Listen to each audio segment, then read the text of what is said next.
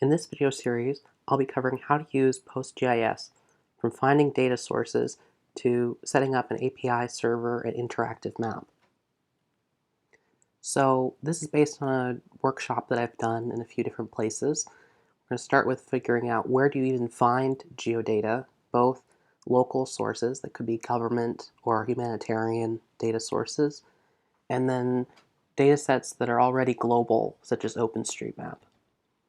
I'll kind of explain what Postgres and PostGIS are, how they're connected to each other, and once you've gotten the data, how you can import tabular, like CSV, and spatial data.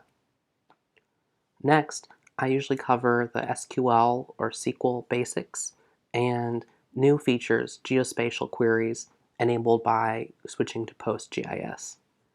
Finally, I'll cover how to set up your web server, either in Python using Flask and GeoDjango, or Node.js with Express.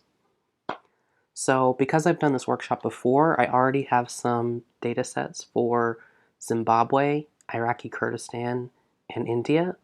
So if you need links for those, I can connect you to that. If you're looking for help in another region, please add an issue on GitHub or ask me on Twitter.